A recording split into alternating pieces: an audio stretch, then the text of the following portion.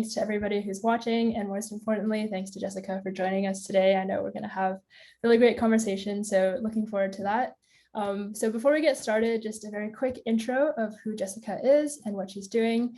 So among many other accolades, Jessica Meir is a NASA astronaut who is part of the first all-women spacewalk and has spent over 200 days in space, traveling nearly 87 million miles. And she has served a very wide variety of roles at NASA, working in mission control, participating in research flights, different underwater and caving missions, and so much more.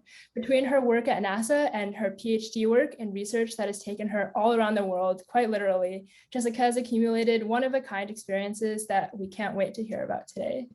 So before we get, as we get started, actually, Jessica is going to narrate over a brief video that we can show shortly. Let me just share screen and we can get started. Actually, wait, let's try this again. Make sure I did this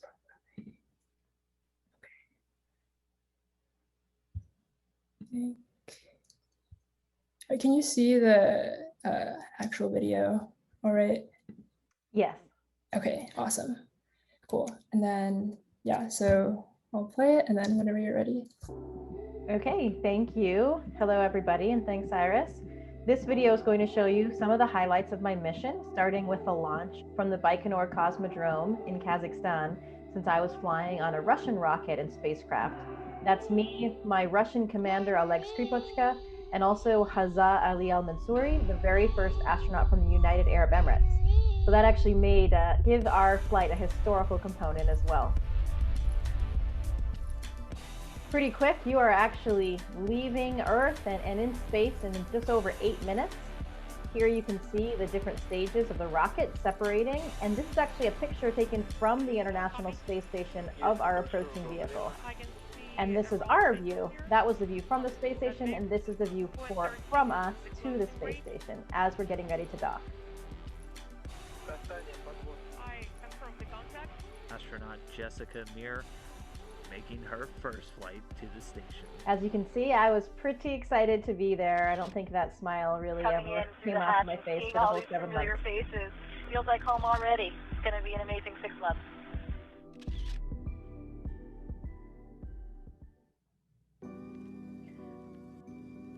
One of the best things about space is just the fact that you are floating all the time. It makes everything so much more fun, 24 hours a day. From assembling a meal, this is even a charcuterie board. I was sent on one of the resupply vehicles some fresh cheeses, but most of our food is actually dehydrated, so we fill it up at the water station. No matter what kind of food it is, though, it is a lot more fun to eat when you're in space and can play with it a little bit. That's just normal drinking water, but without gravity, it stays together like that due to the surface tension. Exercise is, of course, an incredibly important part of what we do in space. Without it, we would have a very significant deterioration, loss of our bone density, and also muscle atrophy.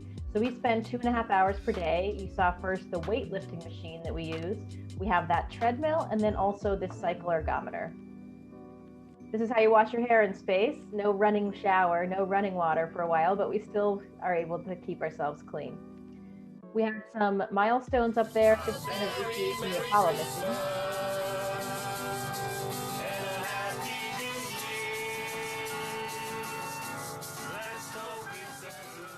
And we were also up there for the holidays, so we took some time to have some special meals and have some of our traditions that we would have at home.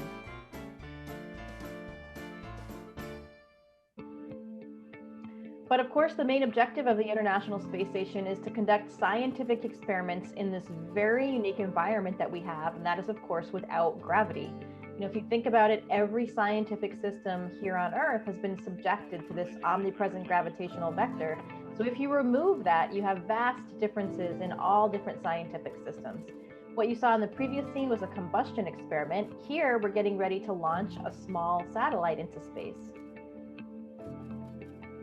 We grew lettuce on the space station during my mission, and this was a great one because we were able to watch something living grow and to take care of it and water it. And then in the end, when we harvested it, we even got to eat some of it as fresh salad. So that was quite a treat. A lot of life science experiments you can see in this glove box, looking at bone cells, looking at muscle cells. We also do a lot of human physiological experiments. So we're looking at different aspects of the human physiology and how that is affected by the lack of gravity. That's our freezer right there. So if we need to freeze any of our scientific samples, pop it in the freezer. We were extremely fortunate to do a lot of spacewalks during our mission. We did 9 spacewalks in a 4-month period, which is really unheard of. Normally there would only be 1 or 2 during a time frame like that, but we had a lot of things we had to accomplish. So proud of you. So we were very excited to be getting in the spacesuits. We'll be waiting for you here in a couple hours when you get home. Have a great EVA. Drew, thank you so much. Thank you, Drew. Thank you so much. This is the robotic arm workstation. So our colleague Luca Parmitano is actually flying this arm right now, and Christina Cook, my colleague, is on the end of it, as we were out there doing this spacewalk to upgrade the batteries on the space station to new lithium-ion batteries, similar to upgrades to new batteries that you'd have here on Earth.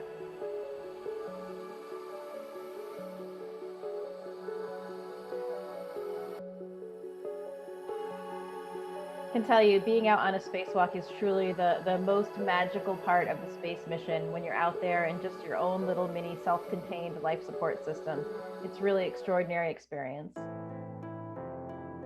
So how do we get supplies to the space station? We can't fit everything with us on the vehicles that we launch up, so we also periodically send up cargo vehicles.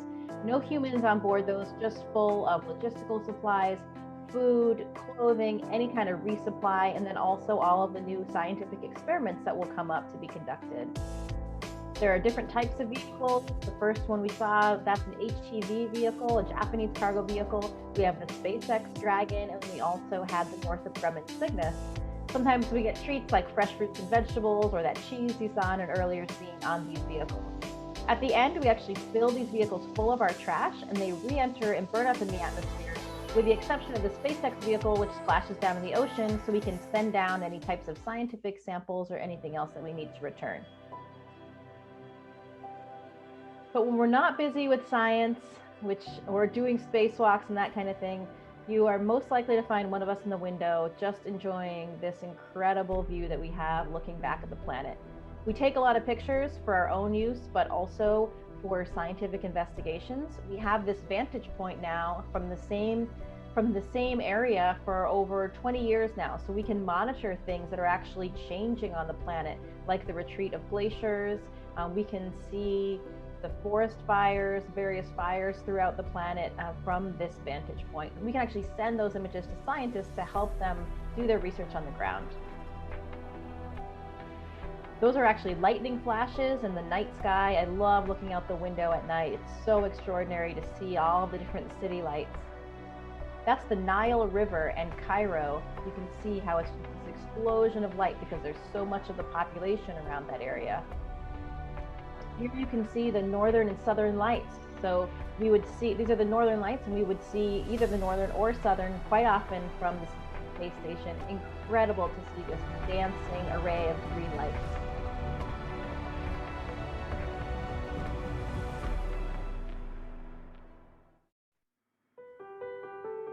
Unfortunately for me, the mission went far too quickly.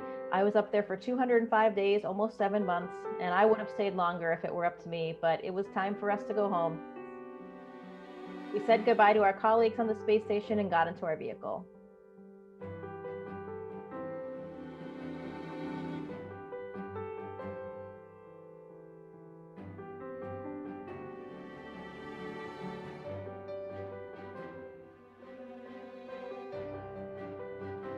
The ride back down to Earth is extremely dynamic. As you're coming through the atmosphere, everything is heated up and you can see this plasma layer literally burning up outside of your window. And then we land in the middle of nowhere in Kazakhstan. The Russian search and rescue forces come to pick us up. This was a little bit unique for us because we landed in the middle of the pandemic in April of 2020. So there was a lot of extra coordination in trying to figure out how to get us home.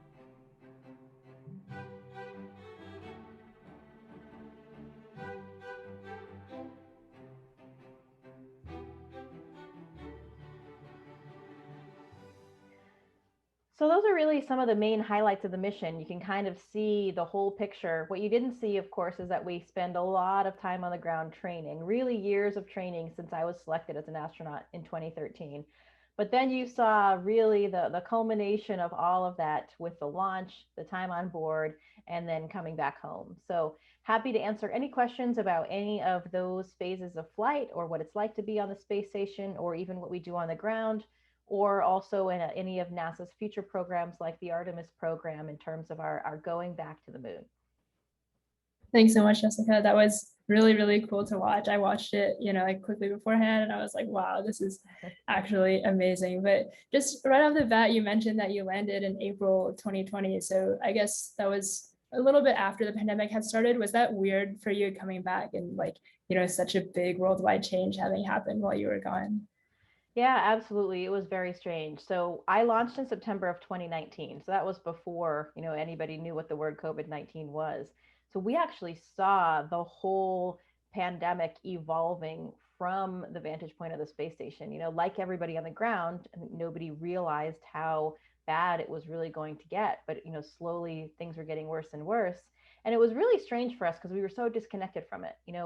We were the only three people that were not on Earth, the only three people that really were safe from contracting this virus. And that felt really strange. It kind of felt like a science fiction movie where, you pan to the International Space Station, there's a few astronauts up there, and then the entire planet gets wiped out. It was just really strange for us to be seeing that. And of course, it was difficult for us to, not be there to help loved ones deal with things. Drew Morgan, my colleague, is a physician. He would see his colleagues on the front lines. And it was really strange for us to be witnessing from that. And when we came home, we really did come back to a completely different planet. And it was April. At that point, things were really bad last year here in the US and really all around the world. So even just coordinating how to get the NASA aircraft over to Kazakhstan to pick us up when, really international air travel was completely restricted. So there were all these extra things that a space program that NASA and the Russian space program had to do. But it was really interesting. I think it also shows how NASA can really rise to a challenge like this. If we hadn't been informed of what was happening, we would have never known, because it was totally seamless for us. The ground control teams did everything, even though their lives were completely affected. Of course, they had two separate mission control rooms set up to deal with it. It was all blind to us. So it was really, really incredible to see that come to fruition. But coming back to Earth, we had to just learn how to deal with it like everybody else, with the added bonus that we'd already been in isolation for 7 months. So it was a little bit, all of the things that I was looking forward to doing that I couldn't do when I was in space, of course, I couldn't do here on Earth either. Mm-hmm. But we learned to deal with that and adapt just like everybody else did. Yeah, definitely. Yeah. And out of curiosity, do you have a favorite space-themed science fiction movie? I've always wanted to ask, is stuff like The Martian or Interstellar actually true to form or accurate at all? Yeah, some of them are, some of them aren't. I think actually one of my favorite recent space movies was a documentary done on Apollo 11. And it was incredible because it used all of this original footage that hadn't been used before, but told the story in such a powerful way. I really liked that one. But I like the fiction space movies too. Armageddon's an old favorite, even though, of course, it's pretty implausible. Movies like Gravity did a good job of cinematography wise capturing what it feels like to be in space, but some of the storyline is really not that accurate. The Martian's a lot more accurate than other space movies. NASA actually consulted on that with the author on the book and on the movie. So, there are varying degrees, but of course there's usually some Hollywood element that we cringe a little bit about when we watch it, but they're still entertaining films for sure. Yeah, definitely. Yeah, so tell us a little bit more about, the training and preparation that goes into a mission. I know you've served as a flight engineer, but also you do a lot of science and research work. So how does that work for you? Yeah, so I was selected to be an astronaut in 2013. And so sort of your training really starts from the very beginning, even though it's not mission specific training at that point. When we first get here as astronauts, we are doing an astronaut candidate training period for about 2 years. And those are all the kind of basic skills that you need to be an astronaut. So we do things like flight training. We learn how to use the spacesuit. So, operating the spacesuit is really the most challenging thing that we do. You weigh over 400 pounds. There are different problems in learning how to do it in the pool underwater here in Houston, where we train, than there are in space. But there are, some of the things in using the hardware are obviously really shared between those two environments. We do Russian language training. Everybody on the space station has to speak both Russian and English. I really like that component because my parents are both from other countries, and I really like studying languages and other cultures. We also do a lot of space station systems training at that time period. Every system on the space station, so the electrical system, the thermal control system, that kind of thing. Because when we're on the space station, we need to know how to operate everything, but also how to maintain and repair it. We don't call an electrician or a plumber if something breaks. We have to be able to do all of that stuff on our own. So those are some of the main areas that we're doing when we're in those initial years, but we have to reach a certain level of proficiency training and all of those things. Also flying the robotic arm that you saw in that video, the Canadarm, which is that large robotic arm on the outside of the space station. We have a lot of training in those first years to learn how to operate that. So once we've reached a certain level of proficiency in those, which takes about 2 years to get through all of that, we graduate and become astronauts, which means we're now ready to be assigned a mission. And also sprinkled in with those main areas, we have things like survival training, water survival, land survival, different types of followership, of leadership and followership type classes to hone in on those skills. And then we wait to get a mission. So when we're not assigned a mission, we work a job on the ground. So we'll still maintain proficiency in all of those different areas, but we'll be assigned to a particular group at NASA. So for example, right now, my ground job is working with SpaceX, being a liaison between the astronaut office and SpaceX to make sure that all of the processes and communication is where we need it to be from the crew perspective in that regard. And then we wait to get assigned. And then once you get assigned a mission, which is usually about 1.5 to 2 years before the mission, then you start again a very dedicated, intensive training flow where you're repeating some of that initial stuff, but you've already maintained proficiency. And then you're adding some of the really mission specific elements. So some of the different experiments that you might be doing on your space station, some of the specific spacewalk training, if we know what's going to happen on those missions. So that's about 1.5 to 2 years. And much of that for me, since I launched on a Russian spacecraft, that actually occurred for me in Russia at the Gagarin Cosmonaut Training Center, about an hour outside of Moscow. So that was a huge part of the mission for me, was just living and working in Russia. And I enjoyed that so much. Working with all of our colleagues over there was really an incredible part of the mission. So when you ask, what do we do for training, really that mission specific period, about 1.5 to 2 years before that.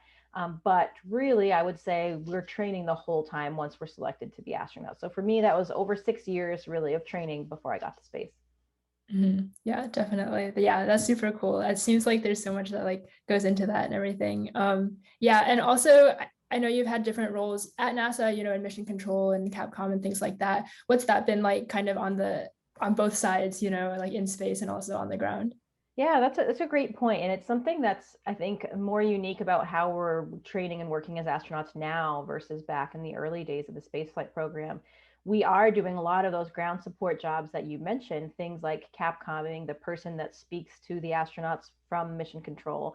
And that actually, I think, makes us much better astronauts, because I spent, a lot of time in that mission control room, coordinating everything, talking the astronauts on board the space station through those things. So that helped teach me a lot about what it was going to be like to live and work on the space station. And I think that works both ways. Now that I've been to space, and now I'm still doing some Capcom shifts. I've got one later this week, and I have a different perspective now where I can help inform the ground team. Hey, let's not actually ask them this because it doesn't make sense from the crew perspective. It's difficult sometimes if they haven't been there. So it was a very valuable thing for me to see that before going to space. I think it makes us better astronauts because it helps us understand how all the processes on the ground work.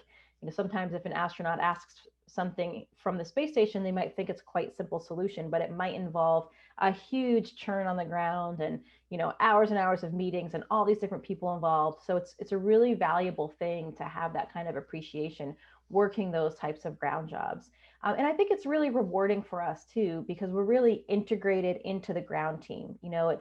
We as astronauts are often the ones that, do the interviews and things like these, and you see us on the news channels, but it's really this incredible team of hundreds and thousands of people working on the ground that allow us to do what we do.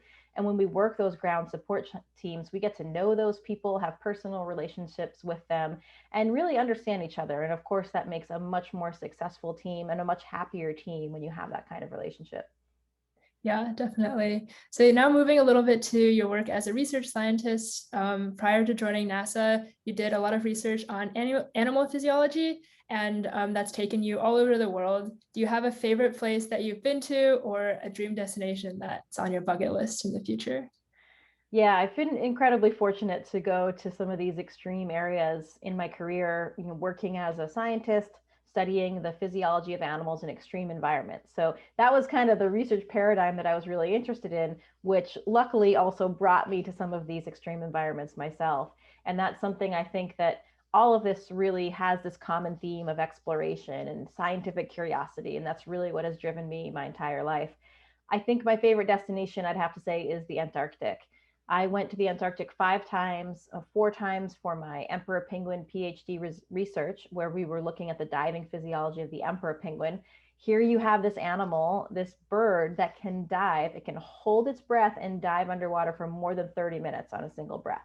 They're air breathing, breath hold divers just like us, but they can hold their breath for 30 minutes and they're not just resting while they're doing that. They're swimming around, they're foraging, they're looking for food. So we wanted to understand, how do they do that? What is it that's unique about their physiology that allows that incredible behavior? So we would put different types of recorders and instruments on the animals while they're diving.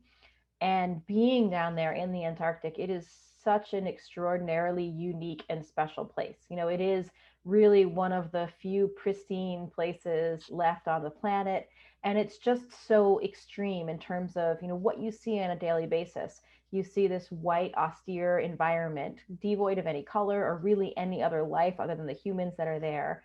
But then if you're fortunate enough to go scuba diving down there, like I was, or like my emperor penguins are, that's when you see all of the life. And it's extraordinary because you've just become so accustomed to this white, bleak, vast white everywhere. And then you go underwater and that's where you find all the life. You have these bright red sea stars, yellow sea spiders, big white or purple sea sponges, and there's a lot of gigantism down there. So everything is way bigger than it is in other oceans, because that's actually an adaptation for these animals to survive in the extreme cold.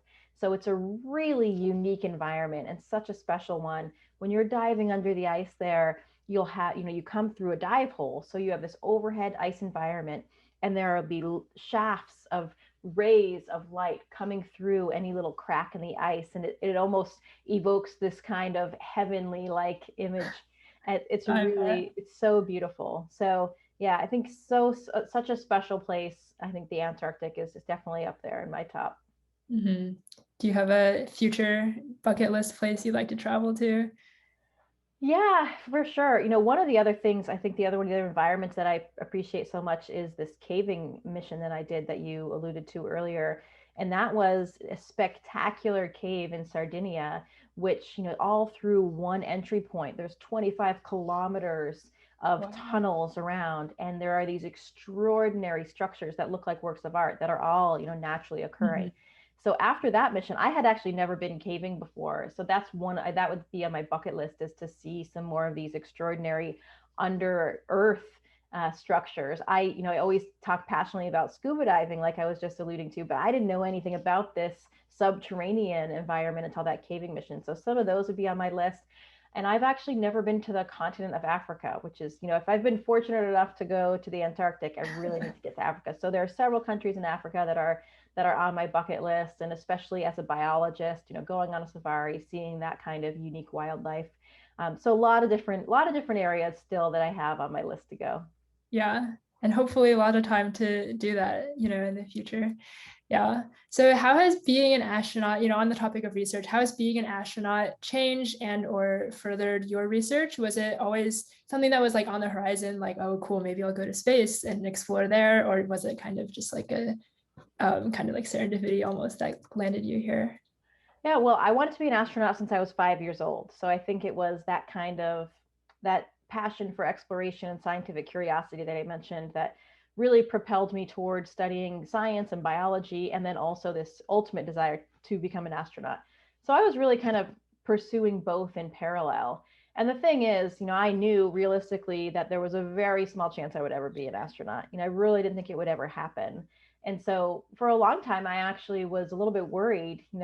People would say to me, you're so lucky that you have, you know, exactly what you want to do. You have this dream. And despite the fact that it was an inspiring one, and I knew that I was lucky to have it, I was also a bit worried because I knew that there was such a small chance of it happening. So when I sort of stumbled into this career for my PhD and beyond, and this work with animals in extreme environments, I felt so fortunate because I had found this other work that made me content and really made me fully satisfied.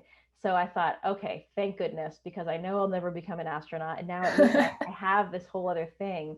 So it is interesting when you are offered the job to become an astronaut, and it's almost a little bit bittersweet because of course I wasn't going to say no to my childhood dream job. But at the same time, I had to then give up this other career. And so that's the difference. Once you do become an astronaut, you really do leave that previous career behind. So, when I'm on the space station, I'm still doing a lot of science, but it's other people's science. It's not my, unfortunately, I'm not bringing my penguins and seals and bar-headed geese to the space station, even though that might be a pretty cool experiment. But it's, of course, also very satisfying as a scientist to be doing all these other different types of science. It's just a little bit different, serving really as the operator versus, the scientist kind of in charge of developing all of those ideas. Mm-hmm. Yeah, definitely. Yeah, it's really interesting, just like you were saying, like that unique environment enables like so much more than what we could see on the ground. So how do you see kind of space exploration contributing to the future of research? Like what are some big areas that you feel like it's really going to make an impact? Yeah, well, I think you can look at it two different ways. So first of all, I think the obvious one is that when we do research in space, we understand more about living and working in space. So if I look at human physiology experiments, we need to make sure, we were talking about exercise in the video. If we didn't do that exercise, we would have huge deficits in bone density loss and muscle atrophy. And if you launched people into space for long periods of time, you wouldn't be able to bring them back healthy. Now we know how to counteract some of that with these incredible exercise devices and other countermeasures. So that knowledge is helping us sustain that presence in space and also to go further. We need to understand all of these basic principles. Not even in addition to that, radiation, how our bodies are affected by radiation, and how do we deal with that? These are all really important things when we think about going back to the moon, eventually going to Mars. Mars would be like a 3-year mission versus these typically 6-month missions we have on the space station. So that's kind of an obvious parallel that doing research in space teaches you more to be helpful to live and work in the space environment, not just for physiology, but for technology development, for different types of materials and how they react in space, for combustion processes and propulsion for spacecraft, so all those things. But the other big thing that I think some people don't really think of right away is how doing research in space also helps everybody back on Earth. And there are a lot of different examples of that. So, we spoke a little bit about how this unique element of space, this lack of gravity, it's a totally novel environment compared to everything that we have on Earth. And it's kind of like the elephant in the room. If you think of any scientific system, it's always been subjected to gravity. As humans, we've always evolved with gravity. If we do a physics experiment, a chemistry experiment, gravity is always at play there. So if you remove this really large, powerful variable, who knows, what kind of outcome you'll have. And that's really how basic science works. Of course, a lot of it's hypothesis driven. We have an idea of what might happen, but then sometimes the outcome is something that's totally unanticipated. And sometimes those are the most powerful and important scientific findings. So I think just for that basic science element, doing research in this novel environment will have vast implications and applications to life on Earth that will go far beyond just that of the space realm. And then we have some other really direct experiments that we know. So one example of that is protein crystal growth. So without gravity, you can grow much larger and more pure protein crystals. Mm-hmm. So if a scientist is trying to identify the structure of a certain protein, a protein that might be involved in a very debilitating disease, for example, it is difficult sometimes with gravity to grow those pure crystals. So you can grow those crystals in space, then you can look at that structure and perhaps design a more effective target therapy to inhibit something on that protein. And that actually has happened. There was a lot of different types of disease research that we're doing with protein crystal growth, things like cancer, Alzheimer's. There was a Japanese study that has a drug now that's actually in clinical trials for Duchenne's muscular dystrophy. So there are some really direct benefits. Because we did this experiment in space, we can treat patients on the ground. And those are the things I think that are really important for us to talk about, because, sometimes people think, why are we wasting this money on the space program? We have so many problems here on Earth. But that research in space is actually helping with some of these problems on Earth as well. Yeah, for sure. And there must be like so many options for different experiments you can do in space. Is the astronaut team choosing, or maybe NASA choosing, like, how do they choose what actually gets done up there? Yeah, so we have a solicitation for research proposals similar to that of the National Science Foundation or the NIH, the National Institutes of Health. So that is a call for experiments from NASA, and any scientist can propose an experiment and submit that through the process. So it's peer reviewed, just like any good work of science is, and then the experiments are chosen and funded by NASA for that. And it's difficult, if you're doing human research, especially, we're not flying all that often. If you need to have a certain number of subjects for your experiment to be statistically robust, that takes time and a lot of effort. There are a lot of limitations on how much equipment we can send. And then, of course, all of your equipment has to be able to function in microgravity. So I think that makes it one of the more exciting aspects, because you have to think about a whole scientific system and experiment much more differently than you would here on Earth. But I think that allows people to be incredibly creative.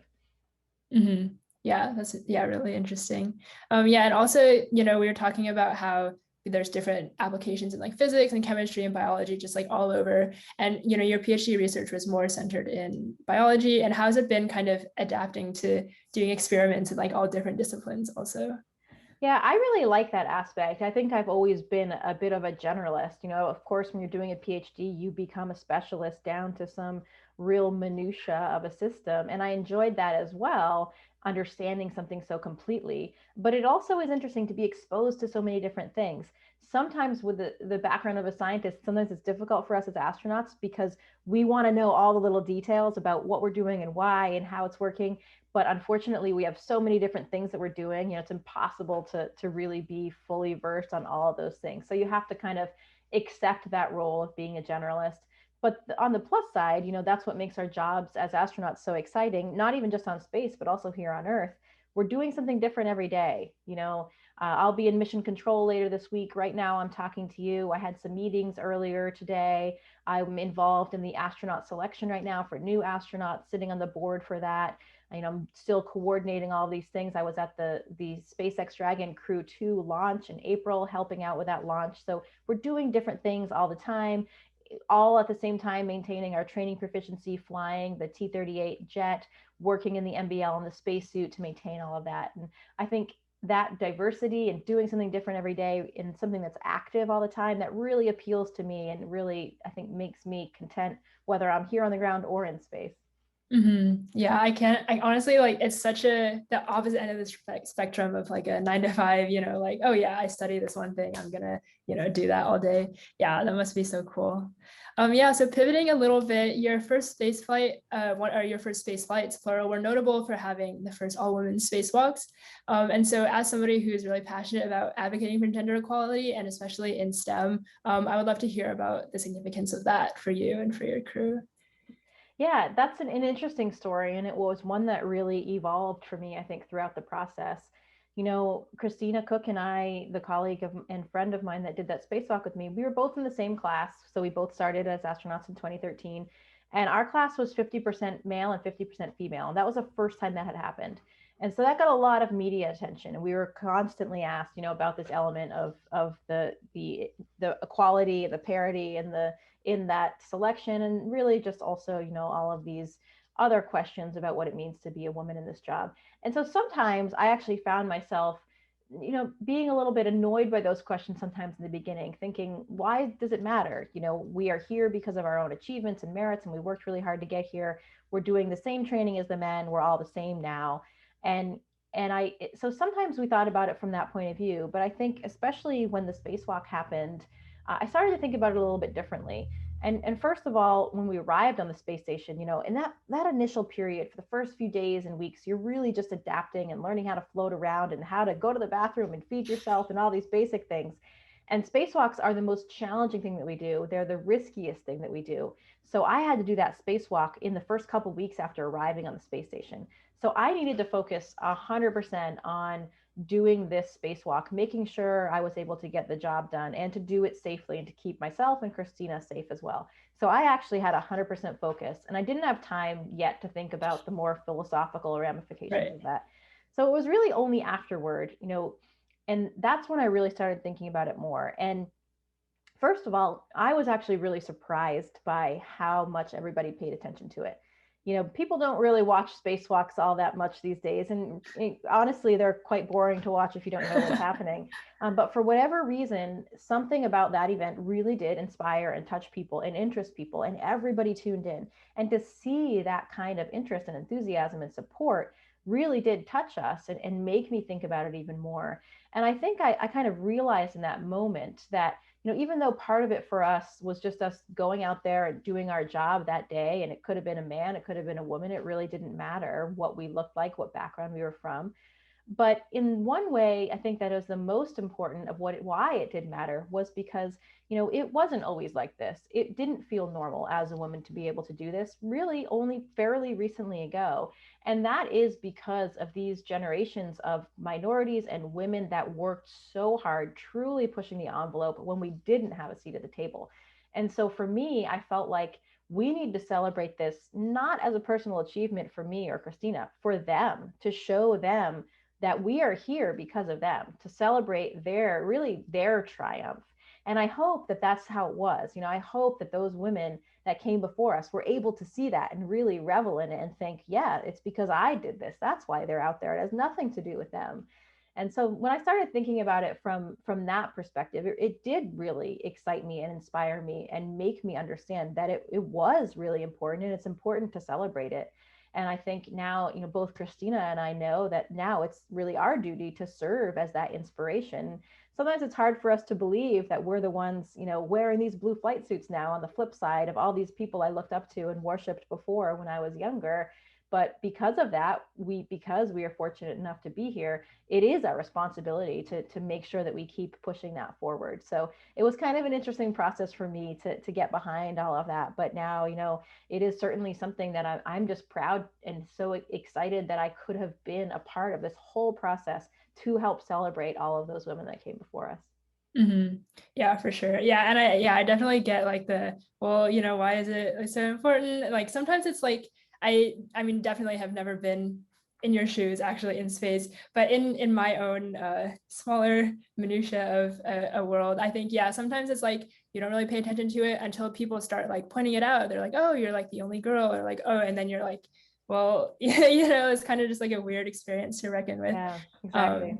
But and generally just, in terms of trailblazing and like serving as an inspiration, do you have advice or any words of wisdom for our audience members who may want to pursue, some pipe dream, for example, of being an astronaut, or like some, just their passions in general, but feel like they might be in the minority or just, don't really have the means to do so?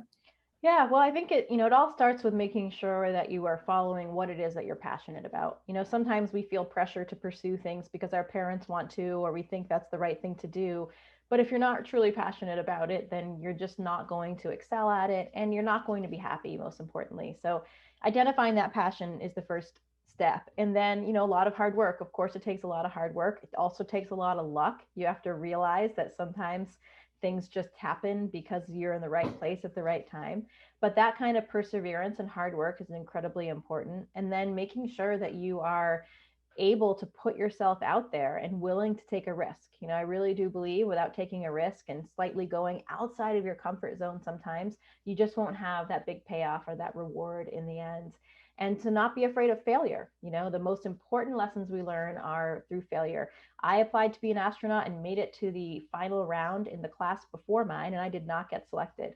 So for me, it was exactly that. I knew everything had gone well, but it's a numbers game, very small chance I'd get selected, and I didn't that time.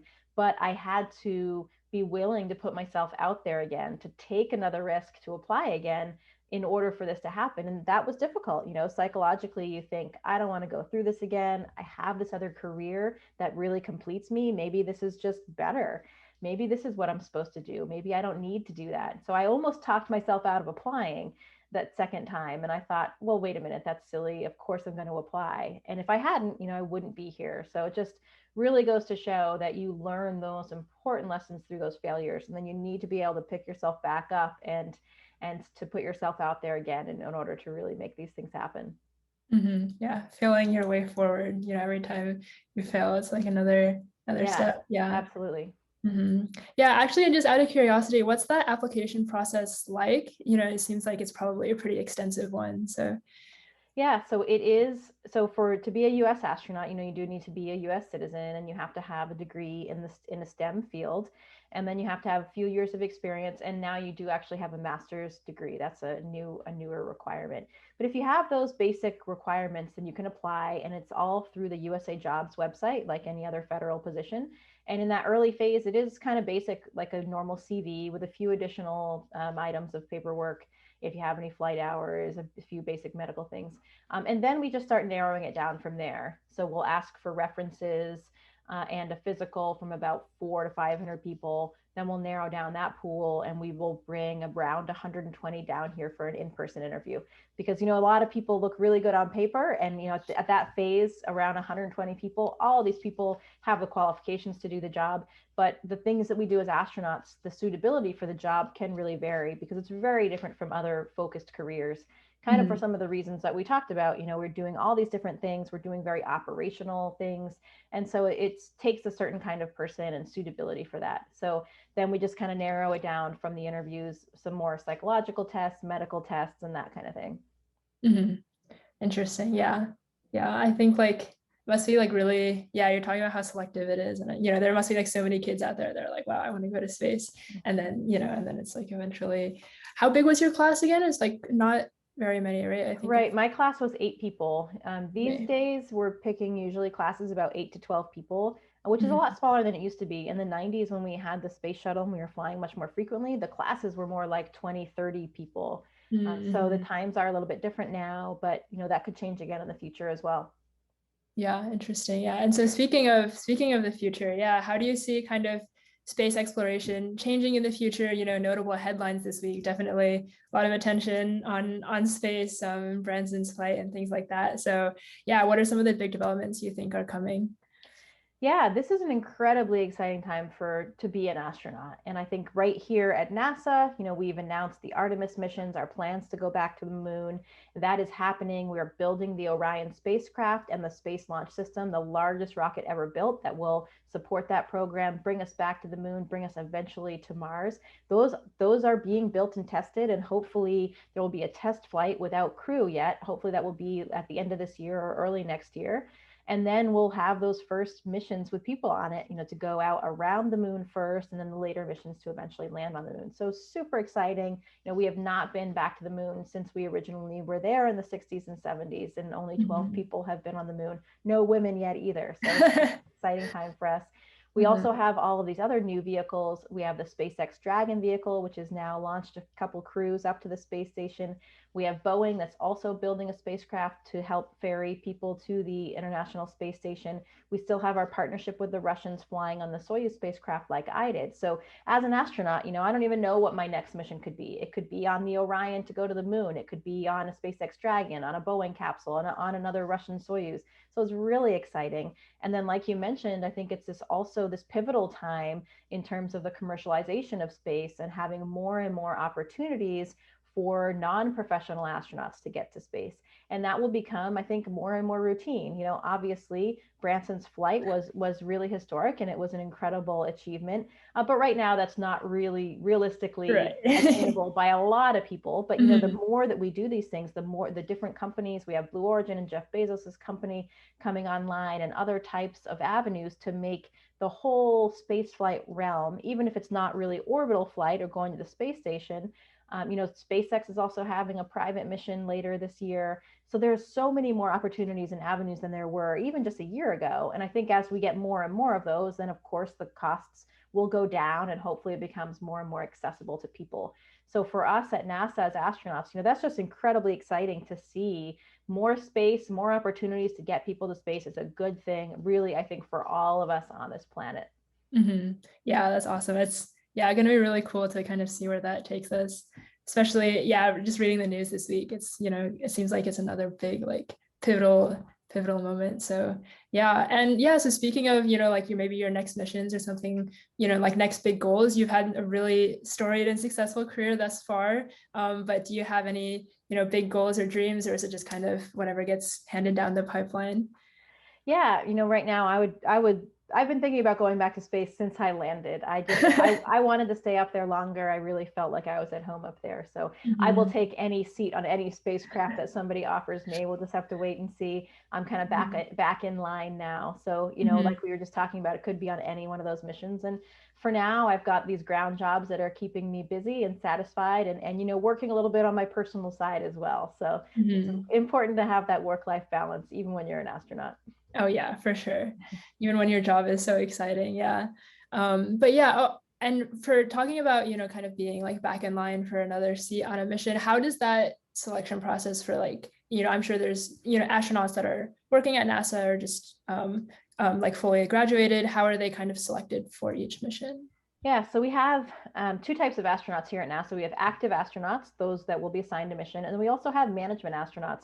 Astronauts have flown in space previously, and then for whatever reason, either they don't want to, or maybe it's a medical criteria, they're no longer flying in space, but they're still working all of these ground jobs and contributing to these missions. So if you're one of the active astronauts, you're eligible to fly. And generally, we have this philosophy of giving flight opportunities to the people that haven't flown yet, because we need to increase the knowledge base and experience in our office. So there was a class that was selected after me.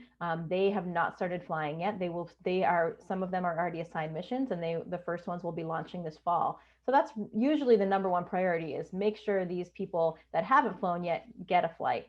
And then getting those of us that have flown another flight is kind of a secondary objective. But sometimes we have positions that we really want to fill with vet flyers. So people that have been to space before, because they have a particular expertise or some experience, and that gives us a little bit more assurance if it's, a certain type of mission or spot. So sometimes we'll sprinkle in those veteran flyers with some of the rookie novice flyers too. And then the chief astronaut is really the person in our office who makes those calls. He tries to forecast the available flight opportunities. This person's going to fly on the Russian mission, this person's going to fly on the SpaceX mission, and has to kind of figure out the right blend. But it's really up to that chief astronaut, and it gets approved by other people at NASA, and also all of our international partners as well, since it is the space station.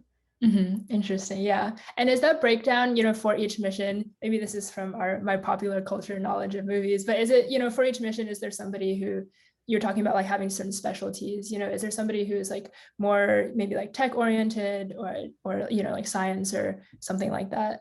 Not really right now with the way the space station missions work. Back with the space shuttle and in the earlier test flights, those were kind of more specific. And a shuttle mission, for example, was usually only a week or two. So it was a really short mission. You had 7 people on board, and that it was better. It was more efficient to be able to specialize for those missions because it was so short. And so you had the commander and the pilot who were really in charge of landing the space shuttle, because that took a lot of training and expertise. Then you had other people that were doing spacewalks to do repairs, other people focusing more on the science. And even back then, we even had payload specialists who were kind of like temporary astronauts for a particular experiment. But now with a space station, we're more generalists again, because now instead of 14 days, we're up there for 6 months or more. And you only have a few people, generally 6 or 7 people now on the space station. But that varies. Sometimes it's only 3, sometimes it's 9, depending on the turnover of vehicles. So what we do now is we have really this general training. So I came in as a scientist and my colleague came in as a military pilot, but we get all the same training and all the same skills, so that when we're in space, we're kind of interchangeable. Yeah. Everybody can do a spacewalk, everybody can do the experiment, and that makes the space station operate more efficiently because it's these long duration missions. So in the future, for example, when we're going back to the moon, it is a question: do we want to choose people that are more specific? Because do we want to specifically send a geologist like we did in the Apollo program, because they will really have that background knowledge and expertise, perhaps to help find a better sample or to be able to think a little bit more real time on those. So those missions might be more specific, but in general, right now, the astronaut office is all trained in the same way. So we are kind of just like interchangeable parts. Yeah, okay. That's, yeah, always interesting to know about kind of like the ins and outs of what that looks like. Yeah, so we're coming up on time here, but do you have any other last words, any advice in general for delegates? This could be, careers, research, life in general, pursuing Yeah. your passions. Yeah. No, it was wonderful speaking with you today. I think these questions really hit the mark, and I think I would just close by saying to appreciate your team. Like I was mentioning, teamwork is really the element that really keeps NASA running. It's not just the astronauts, it's everybody on the ground. To appreciate that team, to find a good mentor, in addition to the things I talked about, like identifying your passion and taking a risk and not being afraid of failure. Having a mentor, I think, is an incredibly powerful thing. And I was extremely fortunate to have very, very, really extraordinary mentors throughout my life, and ones that weren't only not top scientists and helping me focus on my professional life, but also people that really cared about me as a person. So find those mentors, value them, and also be a good mentor for those people that are in an earlier phase of their life trajectory than you are. And that's a very, very powerful tool for everybody. Yeah. All right. Thanks so much for your time, Jessica. Yeah, wishing you all the best, and we'll be looking for your name in the news in the future for sure. Okay, thank you, Iris, and greetings to everybody involved in this program, and thank you very much.